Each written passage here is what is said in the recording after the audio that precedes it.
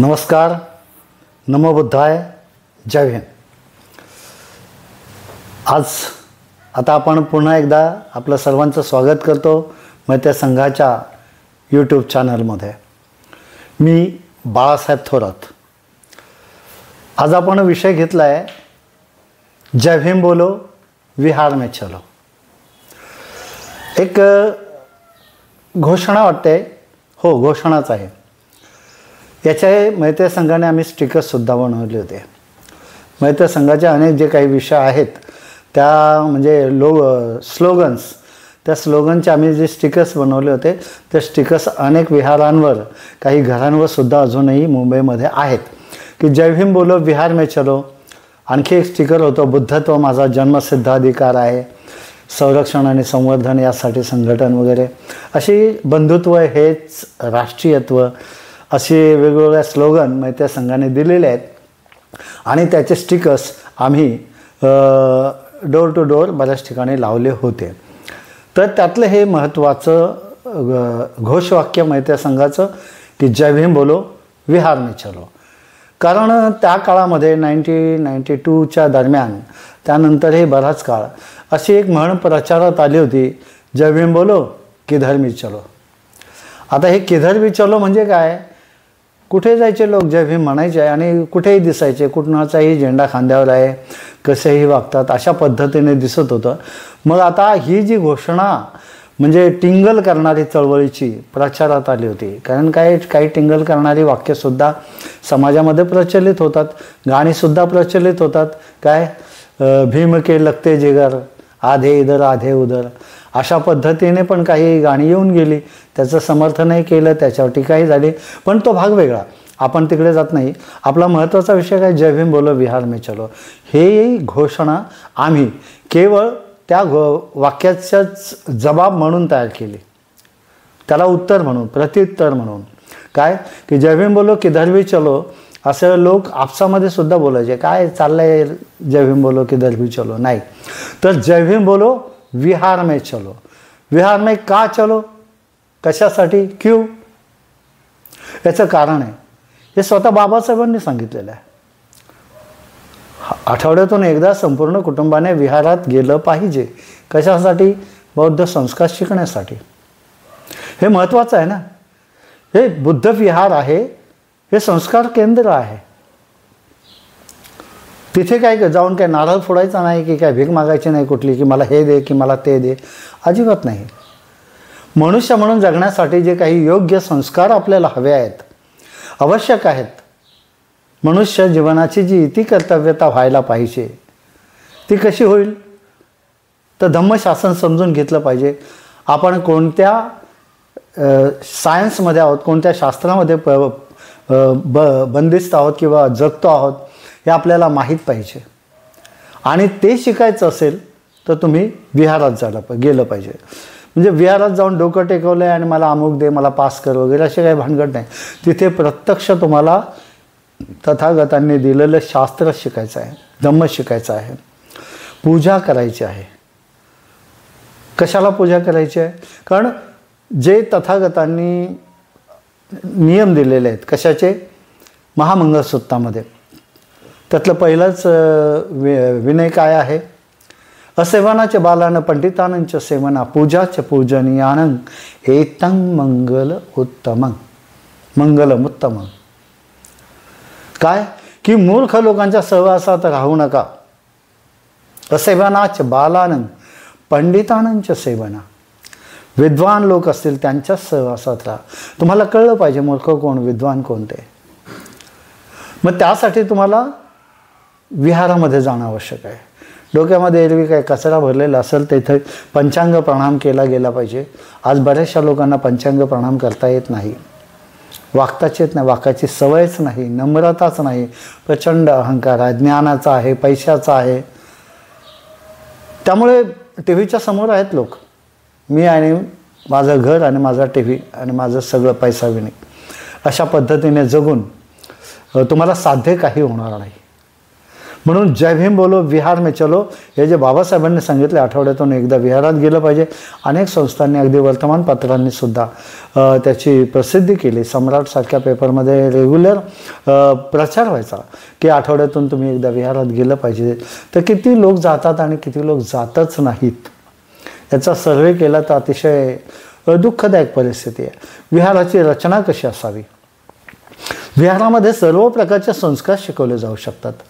हे धम्माचे संस्कार देण्याचं प्रमुख केंद्र आहे विहार म्हणजे. विहार म्हणजे काय नुसत्याच गप्पा गोष्टी मारण्यासाठी किंवा काहीतरी फालतू चर्चा करण्यासाठी किंवा केवळ लग्नाचे कार्य घेण्यासाठी अशासाठी विहार नाही. ते कार्यक्रम व्हायला पाहिजेत तिथे. तुमचा वाढदिवससुद्धा विहारात होऊ शकतो. तो घरात का घेता तुम्ही? विहारात घ्या ना. वाढदिवस घरामध्ये घेण्याची काही गरज नाही, विहारामध्ये व्हायला पाहिजे. घरामध्ये का घेता? जे वाढदिवस केले जातात किंवा जे कोणतेही सांस्कृतिक तुमच्या घरातले कार्यक्रम असतील ते विहारांमधून व्हायला पाहिजेत. विहार आलिशान असायला पाहिजेत. आपल्याकडे आलिशान विहार आहेत का? नाही आहेत. का नाही आहेत? याचं कारण विहारांकडे झालेलं दुर्लक्ष, विहारांबद्दलची अनास्था, विहारांबद्दल जाहीर झालेले मालकी हक्क. हे माझं विहार आहे, मग कुणी यायचं कुणी नाही यायचं याबद्दलचे वादविवाद हे कुठेतरी कचऱ्याच्या डब्यात टाकलं पाहिजे. माणूस म्हणून जगायचं आहे, खरा बौद्ध म्हणून जगायचं आहे. तर महत्त्वाचं हेच आहे की विहारात गेलं पाहिजे. आठवड्यातून एकदा विहारात गेलं पाहिजे. विहारात गेल्यावर तिथे कसं बसावं, कसं वागावं, एकमेकाशी कशी चर्चा करावी, कोणकोणत्या विषयावर चर्चा होऊ शकते तिथे, हे अतिशय आवश्यक आहे. म्हणजे जसं तुमचं वंदन आलं, काही लोक म्हणतात काय ते पूजा कशाला करायची, बुद्ध कुठे म्हणालेत पूजा करा. अरे पूजा करा, हे मी गाथा काय सांगते, पूजाचे पूजनीयानं एतं मंगलमुत्तमं. ही गाथा आपण ऐकली नाही का? मग बौद्ध धर्माचा आपला अभ्यास काय?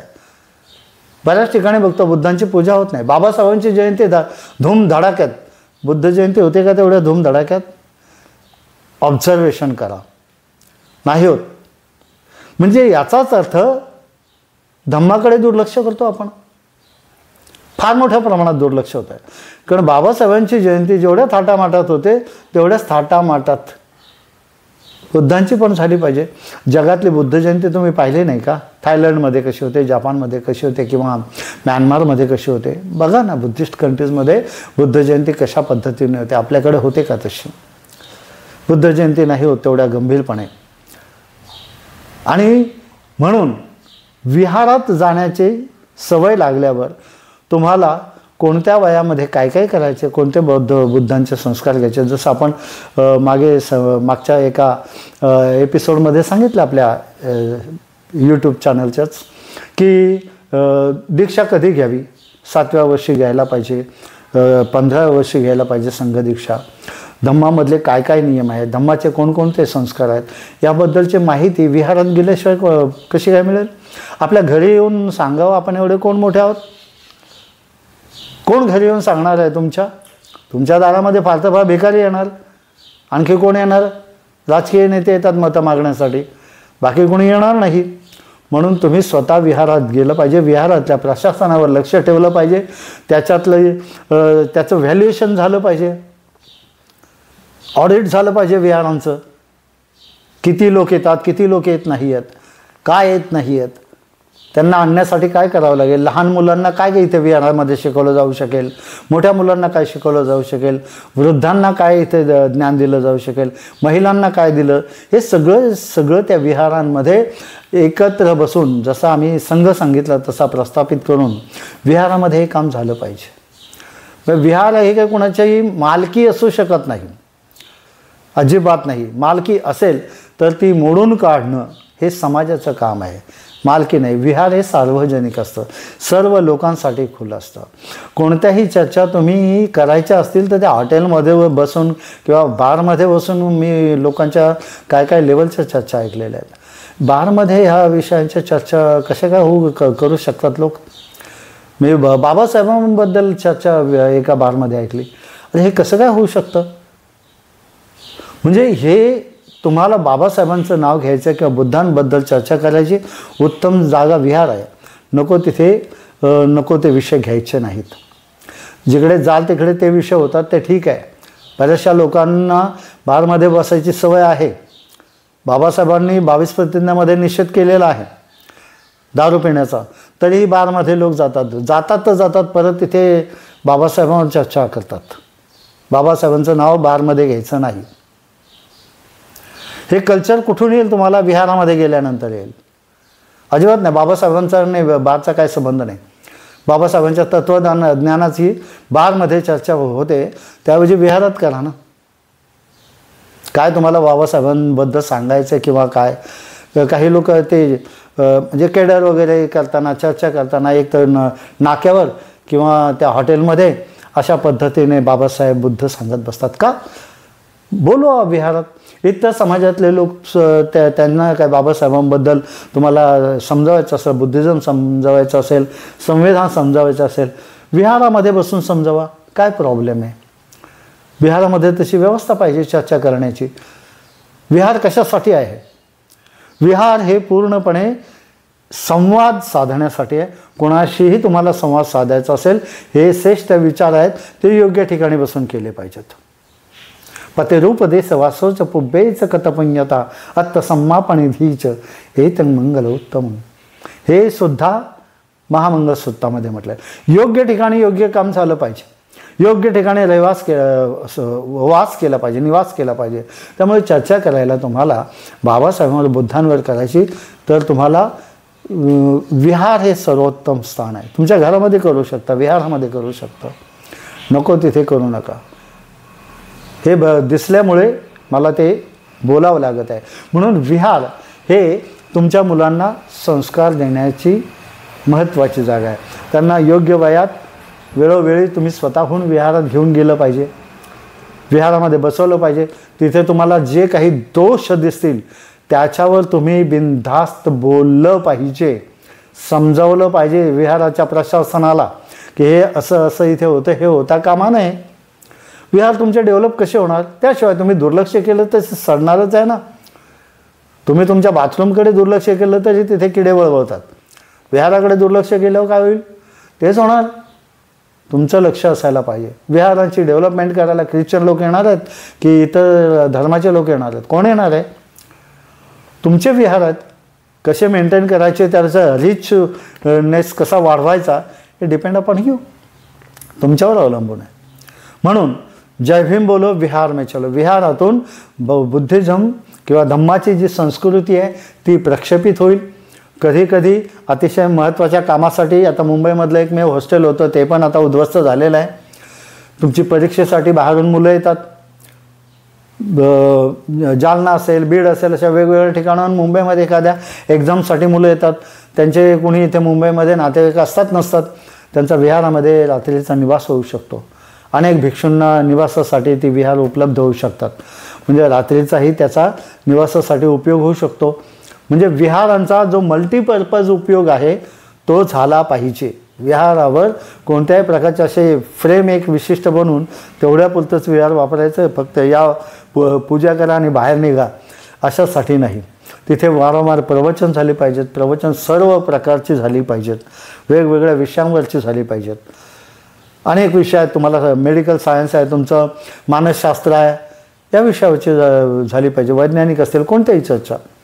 तर ह्या सर्व प्रकारच्या चर्चा विहारामध्ये झाल्या पाहिजेत. वर्षावासामध्ये विहार तुडुंब भरलं पाहिजे. एरवी तुमचे कमी जास्त असतात, कामाचे तास असतात किंवा काय, त्यामुळे विहारामध्ये कमी जास्त गर्दी होऊ शकते.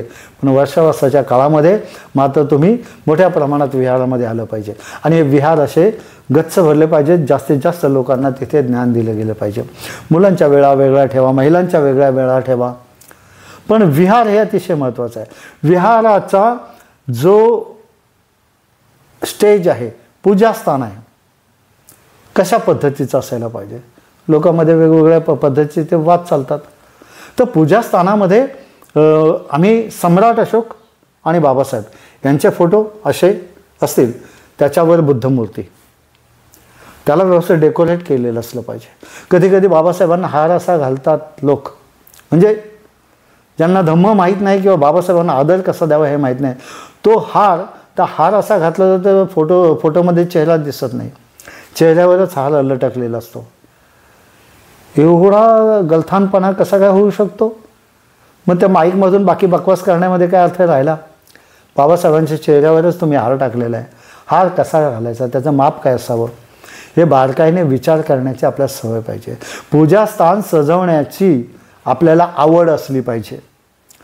मी बऱ्याचदा अनुभव घेतला की आम्ही पूजास्थान व्यवस्थित डेकोरेट केलेलं आहे, पण तिथे बाकीच्या महिला किंवा पुरुष असे आपले तिथे स्वतःच्या सेल्फी वगैरे घेत आहेत, पण त्या पूजास्थान सजवलं याच्याशी काही त्यांना घेणं देणं नाही. की बुद्धांच्या भोवती फुलं मांडणी केली, हे केलेलं आहे, काही त्याच्याशी त्यांना घेणं देणं नाही. मग म्हशीच्या पुढे मोती ठेवले, रेड्याच्या पुढे मोती ठेवले, तर त्याला काय करणार आहे त्या रेड्यातलं, त्या मोत्यांमधलं?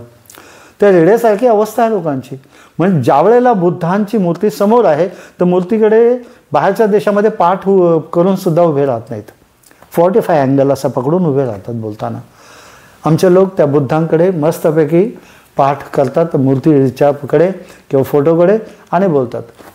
ते मंचावर बुद्धमूर्ती कुठे ठेवावी, किती उंचीवर ठेवावी, ती कमीत कमी खांद्यापर्यंतच्या उंचीवर असावी, ती दिसली पाहिजे लोकांना.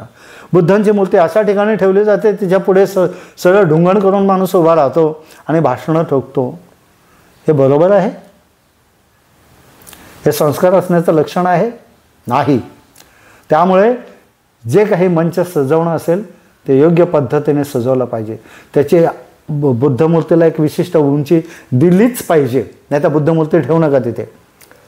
बुद्धमूर्ती ठेवून तिच्या पुढे माणूस उभा राहत असेल आणि भाषणं टोकत असेल किंवा ते विधी वगैरे करत असेल तर त्याला काही अर्थ नाही. त्याला एक विशिष्ट उंची देता येत नसेल तर तिथे मूर्ती ठेवू नका, असेच विधी करा, काही फरक पडत नाही. म्हणून बुद्धांची मूर्ती कशी ठेवावी, पूजास्थान कसं असावं, हे वारंवार विहारात गेल्यानंतर, कारण तुम्ही UP-मधला दौरा केला असेल बुद्ध स्थळांचा, तर तिथे तुम्हाला दिसेल थायलंडचं विहार बघा कसं सजवलेलं आहे. बाहेरच्या देशातलं कोणतंही विहार बघा, ते विहारातले परिसर कसा सजवलेला आहे. आणि आपल्या विहारांमधली अवस्था बघा कशी काय. दीक्षा घेऊन किती वर्ष झाली तरीसुद्धा अशी अवस्था आहे. आणि म्हणून जय भीम बोलो, विहार में चलो. चळवळ कशी चालवायची या संबंधाची सगळीच्या सगळी अक्कल तुम्हाला विहारातूनच येऊ शकते. हॉटेलमध्ये चर्चा करून किंवा नाक्यावर किंवा बारमध्ये बसून चळवळीवर चर्चा करणं हा मूर्खपणा आहे असं मला स्वतःला वाटतं. तशा पद्धतीने चर्चा नाही, चर्चा विहारामध्ये करा. विहारामध्ये बसून करा, म्हणजे तिचा बॅलन्स राहील बरोबर त्या चर्चेचा. तुम्ही योग्य बोलणार. विहारामध्ये काय बोलावं काय बोलू नये याचे आपोआप हे येतात. काही माणसं मला असे अनुभव होतात, टॉवेल नसून विहारामध्ये बसला होता माणूस, एक बनियानवर येऊन बसला होता, तोंडामध्ये काहीतरी असतं, अशा अवस्थेत विहारामध्ये बसलेला असतो कधी कधी माणूस. हे होतं का म्हणे, याच्यावर बारीक लक्ष ठेवलं गेलं पाहिजे. आता बराचसा बदल झालेला आहे गेल्या 8-10 वर्षामध्ये. त्याची काही कारणं पण आहेत. चारी बाजूने दबाव आलेले आहेत, त्यामुळे काही लोक विहारामध्ये, पण आता जास्त कंत्राट महिलांकडेच आहे बुद्ध पूजा करण्याचं, विहारात जाण्याचं. पुरुष वर्ग जात नाही आहे. हे काय अहंकार आहे का? जास्त पैसे आलेत का आपल्याकडे, मग आम्ही बुद्धांकडे दुर्लक्ष करू शकतो, बाबासाहेबांकडे दुर्लक्ष करू शकतो, विहारांमध्ये आम्ही जातच नाही. तर हे जरा थोडं बाजूला ठेवा तुमचा अहंकार. हे काही सगळे तुमची स्वतःची कमाई नाही. आम्ही खातो त्या भाकरीवर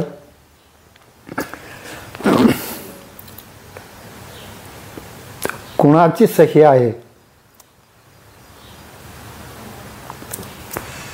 हे आपल्याला माहीत पाहिजे. विहारांकडे दुर्लक्ष होतं आहे. कोणकोणत्या बाबतीत दुर्लक्ष होतं आहे? फक्त जाण्याच्या बाबतीतच नाही, त्याच्या मेंटेनन्स बाबतीत सुद्धा. विहारांची अवस्था काय? कित्येक विहारांमध्ये घरातलं मटेरियल आणून टाकलेलं आहे. कुणाची बेड, कुणाचं दुरुस्तीचं काम चालू आहे, त्या घरातला बेड आणून ठेवला आहे विहारामध्ये. ही काय पद्धत आहे? ही घाणेरडी पद्धत आहे. किती विहारांमध्ये टॉयलेट, बाथरूम, नळ आहे का? भिक्षुनिवास किती विहारांमध्ये आहे? ही काय नवस करायची जागा आहे का फक्त? माणसं जर तिथे 2-4 तास बसणार असतील तर तिथे पाण्याची व्यवस्था हवी, टॉयलेट हवं. एवढी पण अक्कल किंवा कॉमन सेन्स नाही मालकांना विहारांच्या. विहारामध्ये घरगुती कचरा कसा काय आणून ठेवू शकतात माणसं? ते ताबडतोब बंद झालं पाहिजे. समाजाने त्याविरुद्ध उठाव केला पाहिजे. जर कोणी विहारामध्ये काय घरातले भांडी कुंडी ठेवत असेल किंवा दुरुस्ती करायची म्हणून आणून सामान विहारात टाकलं, ताबडतोब तिथून ते हटवलं पाहिजे, फेकून दिलं पाहिजे बाहेर. आणि प्रत्येक विहारामध्ये नळ आहे का, टॉयलेट बाथरूम आहे का, भिक्षुनिवास आहे का, ही मागणी उर्वरित समाजाने केली पाहिजे विहाराच्या मालकांकडे. आणि विहार कोणाच्या राजकीय वगैरे आश्रयाखाली असता कामा नये. राजकीय प्रॉपर्टी नाही विहार म्हणजे. विहार हे धम्म शिकवण्याचं आणि संस्कार शिकवण्याचं स्थानिक लोकांची प्रॉपर्टी आहे. राजकीय माणूस काय 5 वर्षासाठी असतो. त्याला तुम्ही 5 वर्षाने हाकलून देऊ शकता. तिथून निवडून तुम्ही दिलेलं आहे, तुमची कामं केली नाही तर त्याला तुम्ही हाकलून देऊ शकता. त्याला काय वर्षानुवर्ष काय म्हणतात जन्मोजन्मी हाच नवरा मिळू दे, तशी काही भानगड नसते. त्यामुळे राजकीय माणसांना विहारांवर वर्चस्व गाजवू द्यायचं नाही. राजकीय माणूस विहारापासून लांब राहिला तरी हरकत नाही. त्याचं काम तेवढंच आहे एका सामान्य उपासकाचं, आतमध्ये जाणं, दर्शन घेणं किंवा प्रवचन देणं, प्रवचन ऐकणं, एवढंच त्याचं काम आहे. विहारावर अधिकार द्यायचे नाहीत. तर हे नियम आपण पाळले पाहिजेत. राजकीय लोकांना या विहारांवर वर्चस्व करू द्यायचं नाही. विहारामध्ये टॉयलेट, बाथरूम आणि पाण्याची व्यवस्था हवी. विहारांमध्ये खाजगी कोणतंही सामान लोड करणं गोडाऊन म्हणून हे चुकीचं आहे. ते ताबडतोब बंद झालं पाहिजे. समाजातल्या तरुण वर्गाने हे लक्षात घेतलं पाहिजे, याविरुद्ध बोललं पाहिजे आणि त्याची अंमलबजावणी केली पाहिजे. मला वाटतं आपण इथे थांबूया. हे जे विहारांबद्दल जे सांगितलं आहे, जय भीम बोलो विहार में चलो, हे विहारांची सेवा करण्यासाठी. विहार व्यवस्थेत तुम्ही गुरुद्वारा बघा किंवा मस्जिद बघा, इतर ठिकाणी बघा, तर उदाहरणं नाही इलाजाने द्यावी लागतात. कारण आमचे डोळे उघडे असून आम्हाला हे दिसत नाही म्हणून उदाहरणं द्यावी लागतात. डोळे नाहीत का आपल्याला, काय आपण बघत नाही का होती काय चाललं आहे. ते आपलं घर कसं आहे, दुसरं कसं आहे आपण बघतो ना. आपल्याकडे असा टी व्ही पाहिजे, तसा टी व्ही पाहिजे, घराचे सजावट चालू आहे, विहारांची का नाही होत. तर मला वाटतं आपण इथे थांबूया. हा विषय फार गंभीर आहे. समाजामधला हा दोष जाहीरपणे बाजारात मांडला जात आहे आणि त्याचं बाजारीकरण पण राजकारणी लोक करत आहेत, विहारांचा दुरुपयोग पण करत आहेत. तर तो थांबला पाहिजे एवढी या ठिकाणी विनंती करतो. आपल्या या चॅनलला आपण निश्चितच एक चळवळ म्हणून याला सबस्क्राईब कराल अशी अपेक्षा ठेवतो. नमो बुद्धाय. जय भीम.